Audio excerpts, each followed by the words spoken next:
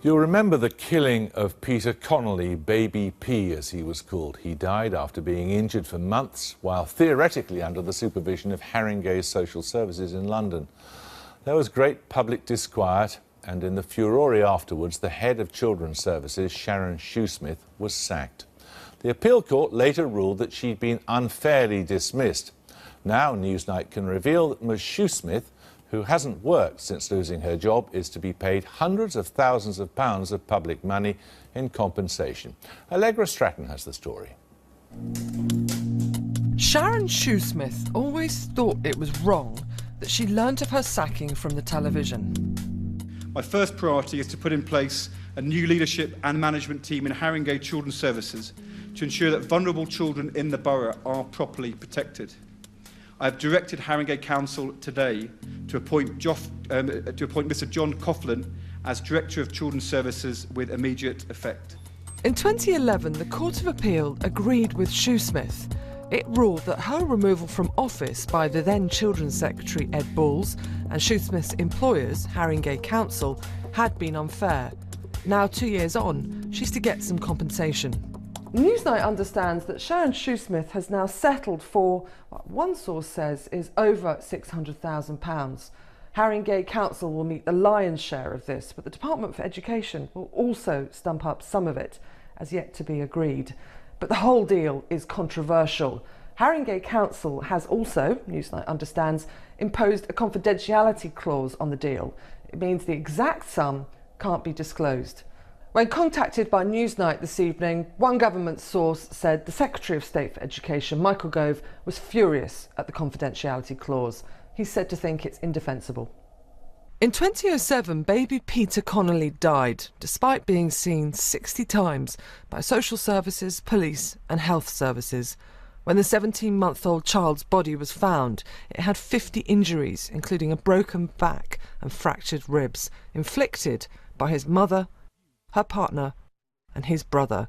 They were all later convicted. Shame on this country! Shame on England! In the aftermath of the trial, an Ofsted report found failings in Sharon Shoesmith's department, and so, in 2008, at a televised press conference, Ed Balls declared Shoesmith not fit for office. But Ed Balls had not given Shoesmith a chance to respond to this report, and in so doing, contravened procedure. My sorrow at the death of Peter Connolly in Haringey while I was director is something which will stay with me for the rest of my life. But as the judges have said, making a public sacrifice of an individual would not prevent further tragedies. Since then, she's been unable to find work and has had to claim benefits. When Shoesmith won her case in 2011, Ed Balls maintained that even had he given her a chance to respond, he would have made the same decision. He's joined by politicians on all sides of the House who believe ministers must have the right to act quickly and that public servants should be held accountable. The current government looks like it will pay for Shoesmith's sacking by televised press conference, but on this occasion, you're unlikely to hear them crow about it. Well, with us now is Ray Jones, Professor of Social Work, who's writing a book on the Baby Peter case, and Charlotte Leslie, Conservative MP and member of the Education Select Committee, which grilled Sharon Shoesmith in 2010. Do you understand how angry many members of the public will be at this news? Well, I understand that people should be angry about what happened to Peter Connolly, and he had a terrible life. Yeah. And those people who worked really hard to protect him were not successful in doing that. So I understand the anger. But do you understand how I also understand the damage that's now been done to our child protection system as a consequence of the response to that anger. My point was, do you understand how angry they will be at the fact that hundreds of thousands of pounds of public money are being given to Sharon Shoesmith? I understand the anger, but as I said just now, my real concern is what's happening to the child protection system. And we've made it much harder to protect children because of the blame culture that we've created and the type of vigilante action that's taken against We'll come to that in a moment or two. What do you make of this settlement? I think it's very simple. You've got to ask what responsibility actually means. When she was in her position, Sharon Shoesmith got a very large salary because she was the head of an organisation, which means you take responsibility. Now, showing leadership means when something goes wrong underneath you, you take responsibility and make yourself accountable. I think the thing that people are most angry about is that whistleblowers like Kim Holt, who raised all this, also lose their jobs. But a lady like Sharon Shoesmith walks away with a very big payoff and hasn't taken that personal option to take personal responsibility. And that's what we need, that kind of culture throughout our system. But this is a woman who she thinks will never work again.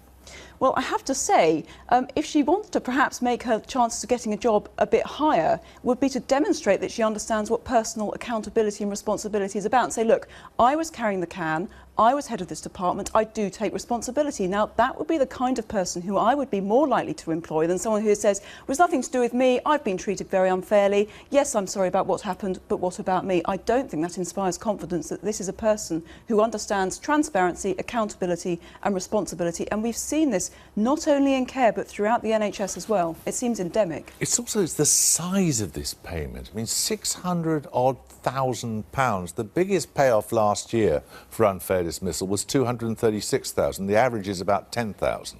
Yes, and I think Rebecca Brooks got 10 million when she left News International. She was working for News International. It wasn't public money. And my concern is about the blame culture that's being promoted today. When something goes terribly wrong, there's a terrible tragedy. We have about 50 to 70 children in England who die each year because of abuse or neglect by their parents. But we generally protect a large number of children very well. But it's getting very difficult to get people to work in this job of protecting children. Police officers, community paediatricians, health officers, social workers. Because when something terrible happens, we get the blame that we're hearing about today. And who wants to actually put themselves in that position of doing a really hard job, knowing that when something terrible happens, they're out to get you? That is a fair point, isn't it?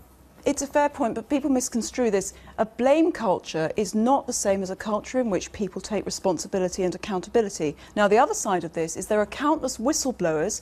Many have got in touch with me, and many can get in touch with me or public concern at work, who are trying to raise the alarm, who are trying to do things the right way. Kim Holt is an example in this case. In all the cases that you see, it's often a whistleblower. That's the whistleblower. The whistleblowers are trying to raise the fact that there are concerns. Now, that's not a culture of blame. That's someone is saying the system is covering this stuff up. And I'm afraid if someone is at the top of an organisation that has been covering stuff up or has not been performing properly and lives have been put at risk, that's simple accountability. Do you think it's as high as £600,000 this I have no idea. It's not a figure I've heard before, so I don't know whether that's true or not. What I do know, though, is that the conversation we're having will do nothing to actually help us to protect children better in the future. It'll make it harder for people to come into this business because they know, as I was saying just now, when something goes wrong, we might talk about accountability, but at the end of the day, it feels like blame. And that's my concern. Who wants to do a really difficult job when you know that when it gets really hard, you're going to be in the firing line? There is something of the lynch mob, isn't there, that comes into play at times like this? I think the way to really protect both patients in the NHS, because we've heard a lot about this, and children, is a system whereby people feel absolutely comfortable in coming forward and say something's not right here. I'm not happy about the way the system's working. I'm not happy about this person's assessment. And at that point, there isn't a blame culture. But I don't think that not holding people accountable at the top necessarily is. But I also think there's a lesson for people who are found to have been leading dysfunctional organisations, is to say, yes, I was leading a dysfunctional organisation. I myself voluntarily will do what most people would think to be the decent thing. And then you don't get this kind of lynch mob. People are angry because you've got someone who was earning a lot of money, a lot more than most people are ever going to earn in their lives, who is found to be at the top of an organisation that needed dramatic reform, wasn't doing that with their salary, and then says, it's not my fault, I'm really sorry it happened, but I deserve everything I get. Now, that's why people are angry. The organisation was found to be dysfunctional after all the media attention was given, and there was the hue and cry out that there should be sackings. Before that, this organisation was found by the National Inspectorate Ofsted to be doing well. It was rated as good, and Sharon Shoesmith's leadership was seen as positive. It changed very quickly when there was a demand for sackings, and there was a petition run by The Sun seeking those sackings. We had a different picture about Haringey after that, and it's quite a different picture from the one that we had before the media started to go out and hunt people down.